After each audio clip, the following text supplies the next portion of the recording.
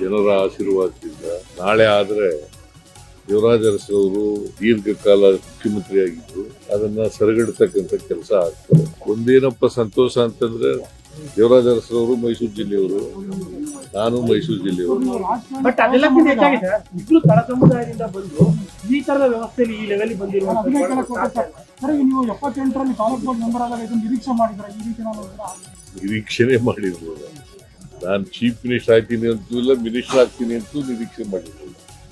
MLA ಆಗ್ಬೇಕು ಅಂತ ಅನ್ಕೊಂಡಿದ್ದೆ ಒಂದ್ಸಾರಿ, ತಾಲೂಕು ಬೋರ್ಡ್ ಮೆಂಬರ್ ಆದ್ಮೇಲೆ MLA ಆಗ್ಬೇಕು ಅಂತ ಅನ್ಕೊಂಡಿದ್ದೆ.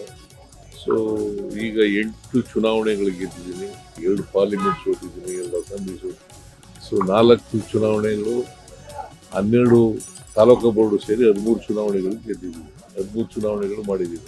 ನೀವು ತಳ ಸಮುದಾಯದವರು, ದೇವರದಕ್ಕೂ ತಳ ಸಮುದಾಯದವರು, ಈ ವ್ಯವಸ್ಥೆಯಲ್ಲಿ ಈ ಲೆವೆಲ್ ಬಂದ್ರೆ ದೊಡ್ಡ ಸಾಧ್ಯ ಇಲ್ವಾ? ಅವರು ಸಾಮಾಜಿಕವಾಗಿ ಹಿಂದುಳಿದವರಲ್ಲ, ಸಾಮಾಜಿಕವಾಗಿ ಮುಂದುವರೆದವರು. ಯಾಕಂದ್ರೆ ಅರಸು ಇದೆಯಲ್ಲ, ರೂಲಿಂಗ್ ಕ್ಲಾಸ್, ಪಾಪ್ಯುಲೇಷನ್ ವೈಸ್ ಕಡಿಮೆ, ಪಾಪ್ಯುಲೇಷನ್ ವೈಸ್ ಬಹಳ ಕಡಿಮೆ ಇರ್ತಕ್ಕಂಥ ಪಾಪ್ಯುಲಾರಿಟಿ ಬಂದಿದ್ದಂಥ ಮುಖ್ಯಮಂತ್ರಿಗಳು. ಅವರು ನನಗೂ ಅವ್ರಿಗೂ ಕಂಪ್ಯಾರಿಸನ್ ಇಲ್ಲ, no comparison between me and Yuvraj. ಸನ್ನಿವೇಶ ಬಂತು, ನಾನು ದೀರ್ಘಕಾಲ ಮುಖ್ಯಮಂತ್ರಿ ಆಗಿದ್ದೀನಿ, ಜನರ ಆಶೀರ್ವಾದ ಇತ್ತು, ಜನರ ಆಶೀರ್ವಾದದಿಂದ ಇಲ್ಲಿವರೆಗೂ ಬಂದಿದ್ದೀನಿ. ನೀವು ಎದುರಿಸಂತ ಪೊಲಿಟಿಕಲ್ ಸವಾಲುಗಳು, ರಾಜಕೀಯ ಸವಾಲುಗಳು ಅವರೇ ನೋಡಪ್ಪ, ಆ ಕಾಲ ಬೇರೆ, ರಾಜಕಾರಣ ಈ ಕಾಲಕ್ಕೆ ಬೇರೆ, ಒಂದೊಂದು ಕಾಲಕ್ಕೆ ಬೇರೆ ಬೇರೆ ಇರ್ತವೆ.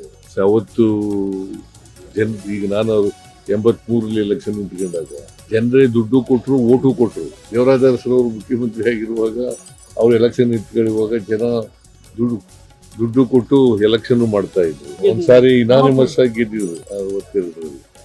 ಸೊ ಆ ಕಾಲ ಬೇರೆ, ಈ ಕಾಲ ಬೇರೆ, ಬದಲಾವಣೆ ಆಗ್ತಾ ಇರ್ತದೆ. ಈ ಅವಧಿ ಕಂಪ್ಲೀಟ್ ಮಾಡ್ಬಿಟ್ರೆ ನೀವು ಆಲ್ ಟೈಮ್ ರೆಕಾರ್ಡ್ ಇನ್ ಯಾರು ಬ್ರೇಕ್ ಮಾಡಕ್ ಸಾಧ್ಯ ಇಲ್ಲ. ಮತ್ತೇನಿಲ್ಲ, ರೆಕಾರ್ಡ್ಗಳು ಯಾವಾಗಲೂ ಬ್ರೇಕ್ ಮಾಡದೆ ಇರೋದು. ಈಗ ಕ್ರಿಕೆಟರ್ ಯಾರವರು, ಸಚಿನ್ ತೆಂಡೂಲ್ಕರ್, ವಿರಾಟ್ ಕೊಹ್ಲಿ ರೂಟ್ ಈಗ ಮಾಡ್ಲಿಲ್ವಾ? ವಿರಾಟ್ ಕೊಹ್ಲಿ ಕಾಣ್ತಾ ಇಲ್ವಲ್ಲ, ವಿರಾಟ್ ಕೊಹ್ಲಿ ಇಲ್ವಲ್ಲ. ಅದರಿಂದ ಯಾವುದು ಇನ್ನೊಬ್ರು ಬರದೇ ಇಲ್ಲ ಅಂತ ನಾನು ಹೇಳಕ್ ಹೋಗಲ್ಲ. ಬರಬಹುದು, ನಮ್ಮ ರೆಕಾರ್ಡನ್ನು ಬ್ರೇಕ್ ಮಾಡ್ತಕ್ಕಂಥವ್ರು ಬರಬಹುದು, ಅಥವಾ ನನಗಿಂತ ಜಾಸ್ತಿ ಬಜೆಟ್ ಮಂಡಿಸೋರು ಬರಬಹುದು. ಹಣಕಾಸಿನ ಮಂತ್ರಿ ಸಿದ್ಧತೆಗಳು ಮಾಡ್ತಾ ಇದ್ದೀವಿ. ಯಾವಾಗಿಂದ ಸಭೆಗಳು?